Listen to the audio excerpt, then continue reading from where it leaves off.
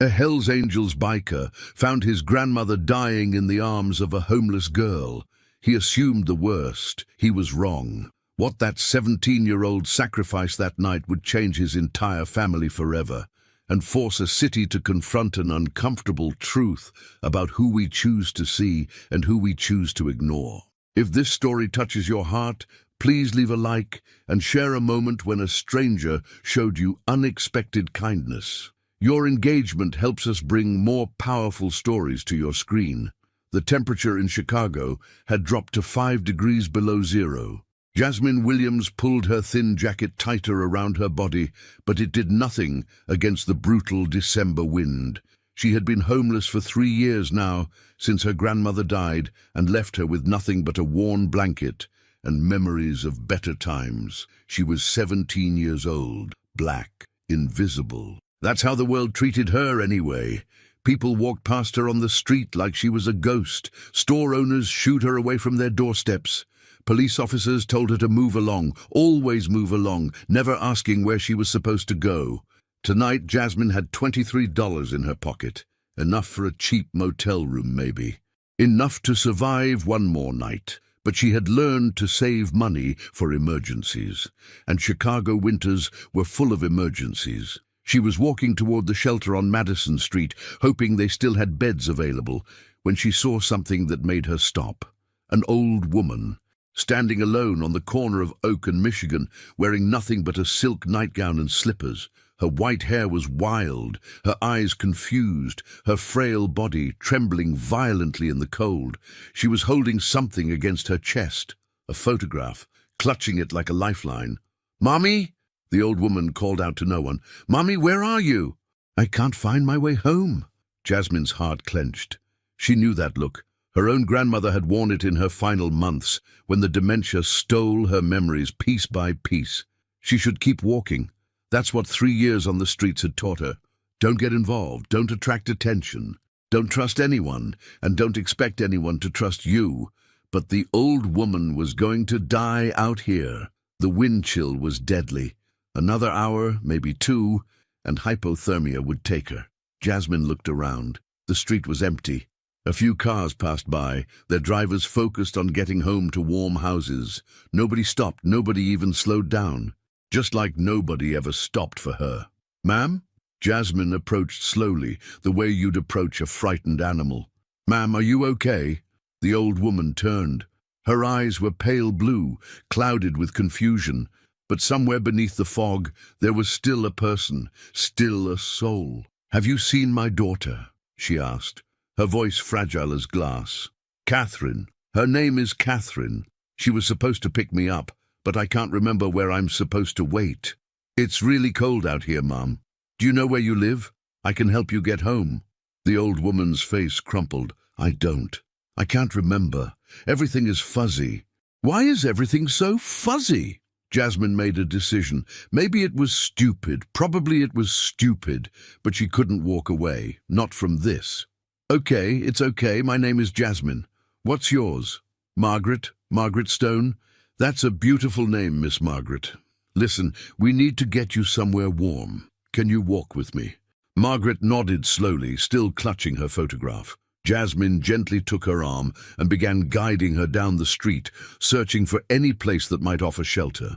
She thought about calling 911, but her experiences with police had never been good. They would take one look at her, young, black, homeless, and assume she was the problem. They might even arrest her for trying to rob a confused old lady. No, she would handle this herself. They walked for 15 minutes, Margaret shuffling along in her thin slippers, Jasmine supporting most of her weight. The old woman was fading fast. Her lips were turning blue. Her words were becoming slurred. Then Jasmine saw it. A large mansion set back from the road, its windows dark. More importantly, she saw a heating vent on the side of the building, pumping warm air into the freezing night. "Come on, Miss Margaret. I found us a spot."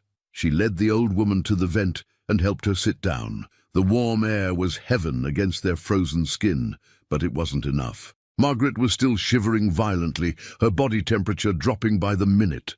Jasmine looked at her jacket. Her grandmother's jacket. the last thing she had left of the woman who raised her. She took it off and wrapped it around Margaret's shoulders. Then she unwrapped the worn blanket from her backpack, also her grandmother's, and draped it over both of them. She pulled Margaret close, sharing what little body heat she had left. "What are you doing?" Margaret whispered. "Keeping us alive," Jasmine replied. "Now talk to me, Miss Margaret. Tell me about your daughter. Tell me about that picture you're holding." Margaret looked down at the photograph. Even in the dim light, Jasmine could see it was old, faded. A young girl in a white dress, smiling at the camera. "That's my Catherine, on her 8th birthday. She wanted a pony so badly." Margaret smiled, lost in memory. "We got her a puppy instead. She named him Biscuit." "Did she like the puppy?" "She loved him. Carried him everywhere, even tried to sneak him into church once." Margaret laughed weakly. The pastor was not amused. Jasmine smiled, despite the cold gnawing at her bones. "Tell me more. Tell me everything." And Margaret did. For hours she talked. About her husband who died 20 years ago. About her daughter who became a businesswoman. About her grandson David, who rode motorcycles and scared her sometimes but had the gentlest heart. Jasmine listened, asked questions, kept Margaret talking, kept her awake. Because she knew that if the old woman fell asleep, she might never wake up. Around 2 a.m., Jasmine's own vision started to blur. The cold had penetrated so deep she couldn't feel her fingers anymore. Her teeth had stopped chattering, which she knew was a bad sign. "Miss Margaret, you still with me?" Margaret's eyes fluttered open. "I'm tired, sweetheart, so tired." "I know, me too, but we gotta stay awake, okay? Morning's coming. Someone will find us in the morning." "You're very kind." Margaret reached up with a trembling hand and touched Jasmine's face. "Why are you helping me? You don't even know me." Jasmine thought about the question. 3 years ago she might have had a simple answer. Because it's the right thing to do. Because that's how her grandmother raised her. But 3 years of living on the streets had complicated everything. She had seen the worst of humanity. Been ignored, insulted, assaulted, watched people throw away food rather than give it to her. Learned that kindness was a luxury most people couldn't afford, and yet here she was, freezing to death next to a stranger, giving away everything she had to keep someone else alive. "Because my grandmother taught me that everyone deserves compassion," Jasmine finally said, "even when the world doesn't show you any." Margaret's eyes filled with tears. "Your grandmother sounds like a wonderful woman." She was. She was everything to me." Jasmine's voice cracked. "I lost her 3 years ago. Been on my own ever since." "Oh, sweetheart." Margaret pulled her closer. "I'm so sorry. No child should be alone in this world." They held each other through the darkest hours of the night. Two strangers, separated by decades and wealth and circumstance, united by the simple human need for warmth and connection. At 6 a.m., Jasmine saw headlights approaching. "Miss Margaret? Someone's coming. Stay awake. Help is coming." A black SUV screeched to a halt in front of the mansion. A man jumped out, tall and broad, wearing a leather jacket covered in patches. Behind him came a woman in an expensive coat, her face streaked with tears. The man ran toward them, his face twisted with something between rage and terror. "Grandma!" "What the hell?" He saw Jasmine, saw his grandmother wrapped in a stranger's jacket, and his expression darkened. "Get away from her!" "David, wait!" the woman called. But David was already reaching for Jasmine, ready to tear her away from his grandmother. And Margaret Stone, confused and freezing and barely conscious, spoke the words that changed everything. "Don't you touch her. This angel saved my life." David Stone froze, his hands inches from Jasmine's shoulders. "What did you say, Grandma?" "She saved me." Margaret's voice was weak but firm. "I was lost, so cold. She found me. Gave me her coat, kept me warm all night." Her clouded eyes met David's. "She was willing to die for me, David. A complete stranger." David looked at Jasmine, really looked at her for the first time. She was young, thin. Her clothes were worn, her shoes had holes. She was shivering so violently she could barely stand. and she had clearly given everything she had, her jacket, her blanket, her own body heat, to keep an old woman alive. The woman in the expensive coat pushed past David and knelt beside Margaret. "Mom! Oh, God, Mom! We've been looking for you all night. How did you get out? The security system—" "I don't know, Catherine. I don't remember." Margaret clutched her daughter's hand.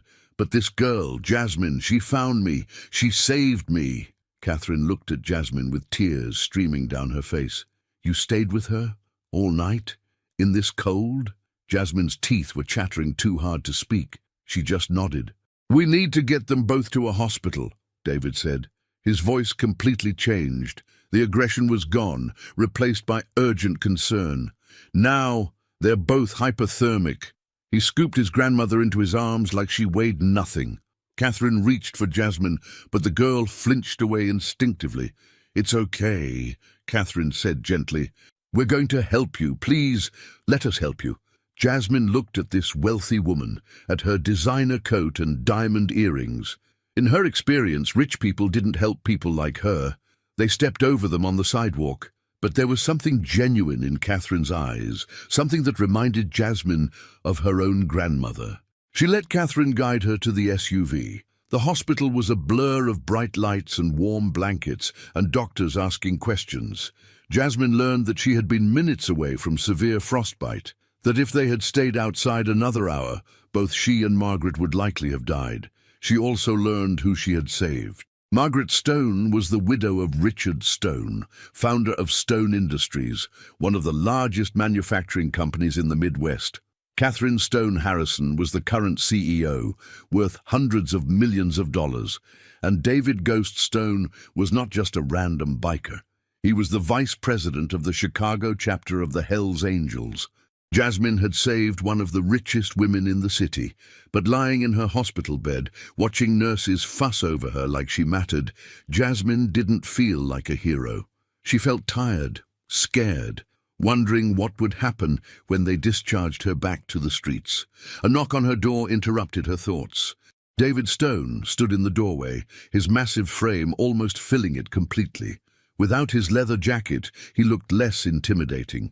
His eyes were red, like he had been crying. "Can I come in?" Jasmine nodded warily. David pulled a chair next to her bed and sat down heavily. For a long moment he just stared at her. "I owe you an apology," he finally said. "When I saw you with my grandmother, I assumed. I thought you were hurting her, taking advantage of her. I was ready to." "I know what you were ready to do." David winced. "I'm sorry. I judged you, based on nothing but how you looked where I found you. And I was wrong. You're not the first. That doesn't make it okay." David leaned forward. "Jasmine, my grandmother is everything to me.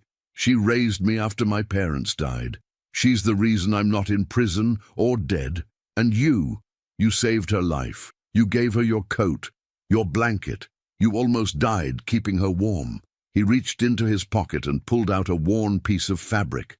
Jasmine recognized it immediately. Her grandmother's blanket. "The doctors cut it off you," David explained. "I asked if I could keep it, clean it up, give it back to you." Jasmine's eyes filled with tears.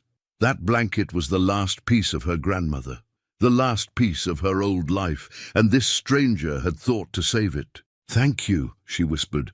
"No, thank you." David pressed the blanket into her hands. "My grandmother told me what you talked about. Your grandmother. How you've been alone since she died, living on the streets for 3 years.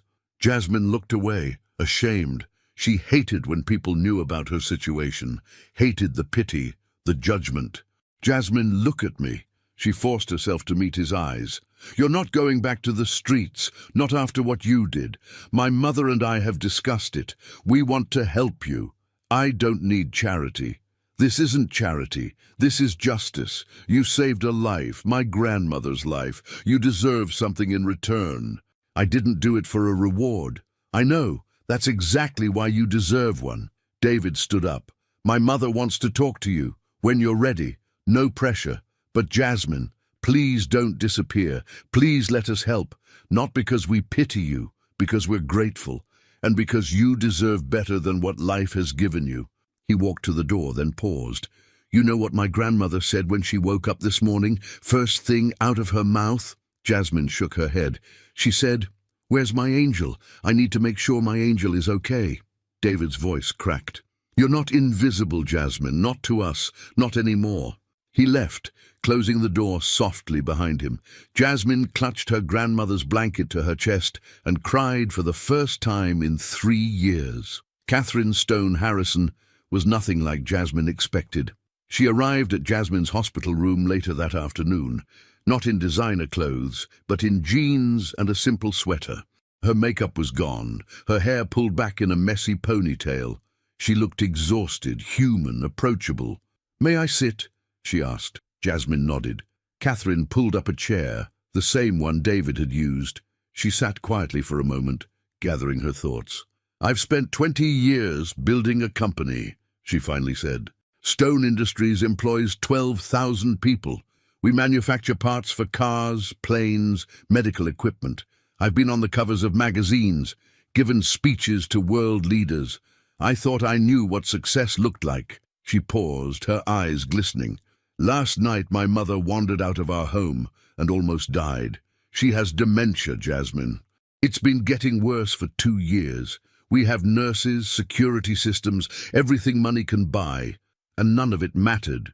She still got out. She still almost froze to death." "It wasn't your fault," Jasmine said quietly. "Wasn't it? I've been so focused on the company that I barely spent time with her. David visits more than I do. He's the one who noticed she was getting worse. He's the one who hired the night nurses." Catherine wiped her eyes. "I'm her daughter, and I've been too busy making money to notice my mother was slipping away. She talks about you all the time." Last night she couldn't stop talking about Catherine, her beautiful, brilliant daughter. Catherine broke down crying. "She was looking for you," Jasmine continued. "That's why she left the house. She was holding your picture, calling your name. Whatever she's forgotten, she hasn't forgotten how much she loves you." Catherine reached over and took Jasmine's hand. "How old are you, sweetheart?" 17. 17, my God." Catherine shook her head. "David told me about your grandmother, about how you've been living since she passed. 3 years on the streets, 3 years, and you're only 17. I manage. You shouldn't have to manage. You should be in school, going to dances, worrying about homework, not about where your next meal is coming from." Jasmine stiffened. She had heard this speech before. Social workers, police officers, shelter volunteers, they all said the same things, made the same promises. And then they moved on to the next case, and Jasmine went back to the streets. "I appreciate your concern, Mrs. Stone Harrison, but you don't have to do anything. Your mother is safe. That's what matters." "Catherine, please call me Catherine." The woman leaned forward, her eyes intense. "And I'm not here out of guilt, Jasmine, or obligation. I'm here because what you did last night showed me something I've been blind to for years." "What's that?" "That compassion is more valuable than all the money in the world. That a homeless 17-year-old has more humanity than most of the executives I work with. That my mother was saved not by our security systems or our wealth, but by the kindness of a stranger who had every reason to walk away." Catherine squeezed Jasmine's hand. "I don't want to give you charity, Jasmine. I want to give you opportunities. A place to live while you finish school, help applying to college, a job at Stone Industries when you're ready. Not as a gift, but as an investment, because I believe you're going to do extraordinary things." Jasmine was speechless. In her 17 years, nobody had ever called her extraordinary. "Why?" she finally managed. "You don't know me. You don't know anything about me.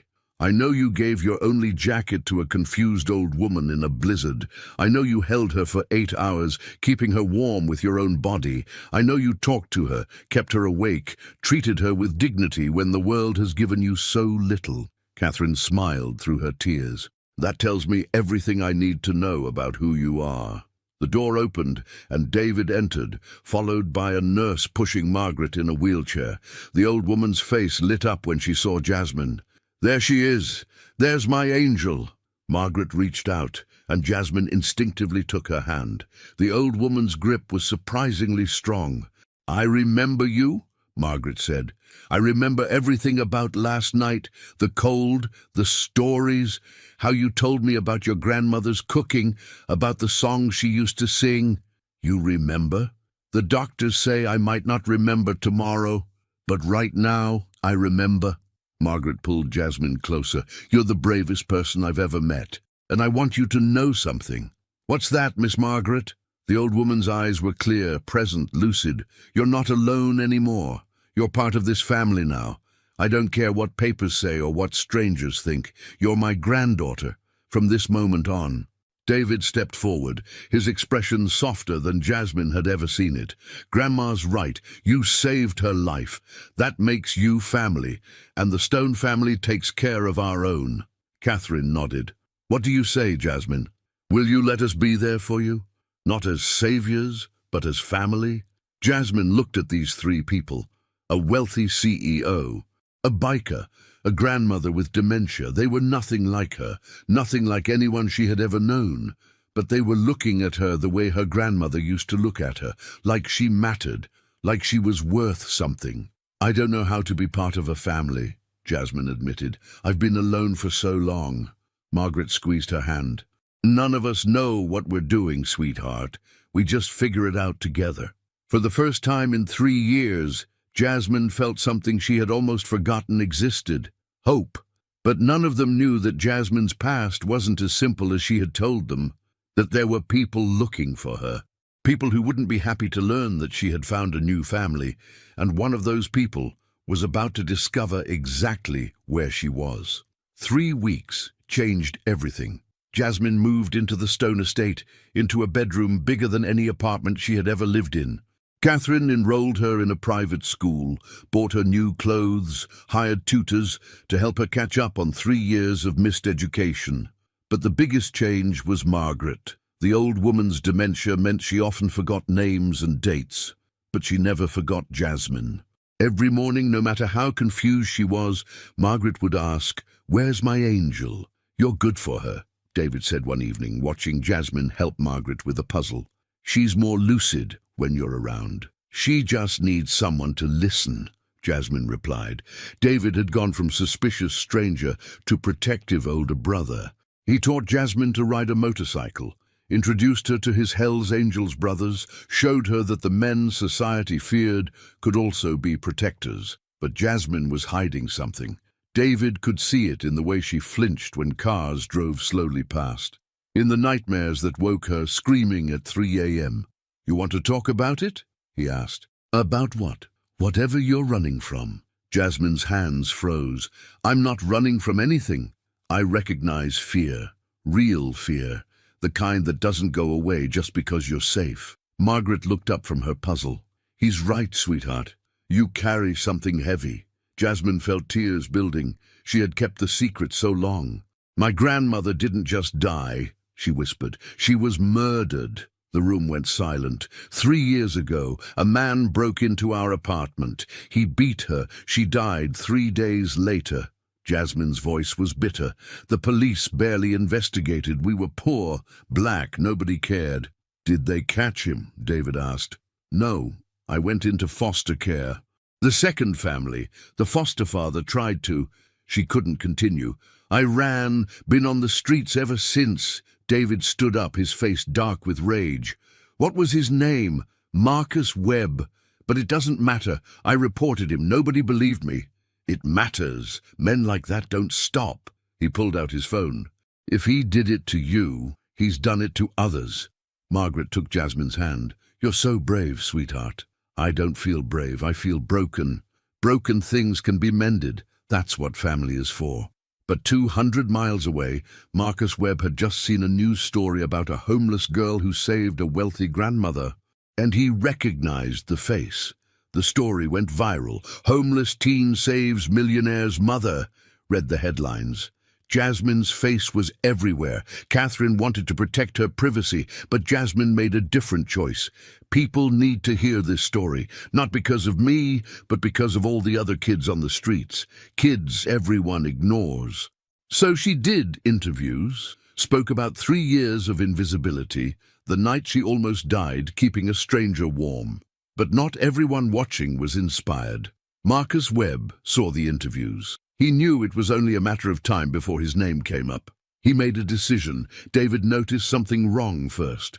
A car parked outside too long. A man watching with binoculars. "We've got a problem," he told Catherine. "Someone's surveilling the house. This is professional."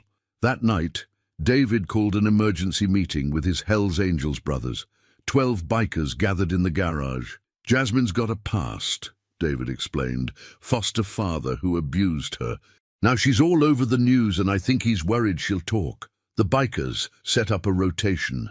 2 men watching at all times, others patrolling the neighborhood. "David, what's going on?" Jasmine asked. "We think Marcus Webb might be in town." Jasmine's face went pale. "How did he find me?" "The news coverage." David put his hands on her shoulders. "But he is not going to touch you, not while I'm breathing." The confrontation came 3 days later.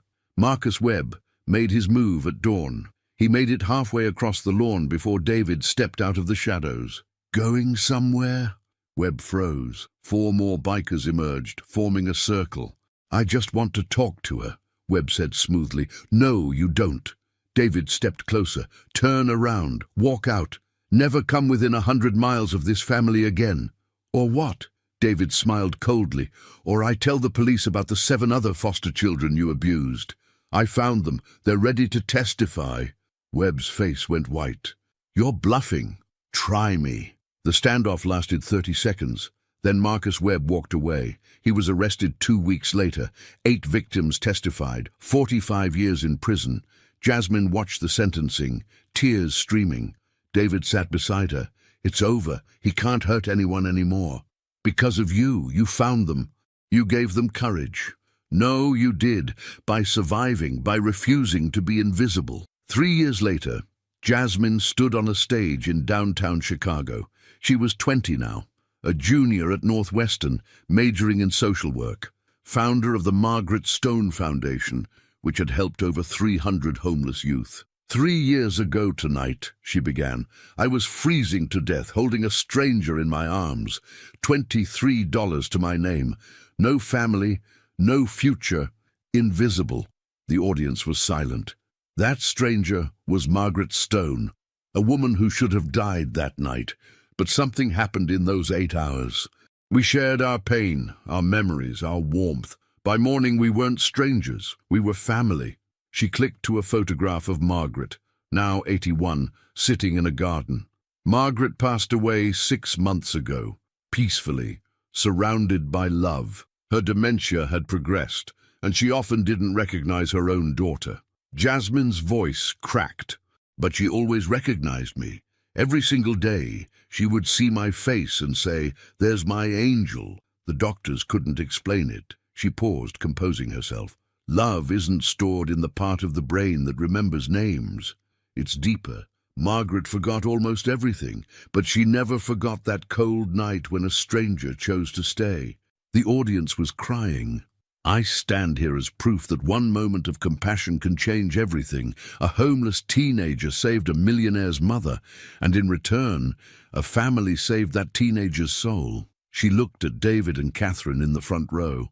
"The Margaret Stone Foundation exists because everyone deserves what I received. Not money, but someone who sees them, someone who says, 'You matter, you're not invisible.'" She clicked to a final slide, the spot where she and Margaret had huddled, now marked with a memorial plaque. "On this date 3 years ago, I made a choice. I could have walked past, but my grandmother taught me, when you save others, you save yourself." The audience rose to their feet. Afterward, David pulled Jasmine aside. Grandma would have loved that speech. He handed her a small box. "She wanted you to have this." Inside was a gold necklace with an angel pendant. "She bought it right after you moved in, said it was for her angel." Jasmine held it to her chest, crying. "I miss her." Me too, but she's still here, in everything you do, in everyone you help." Outside, snow had begun to fall, the same kind that nearly killed 2 strangers 3 years ago. But tonight, it felt different. A reminder that angels don't always have wings. Sometimes they have worn blankets and $23 and hearts full of impossible courage. And sometimes, when you save a stranger in the snow, you end up saving yourself. The end.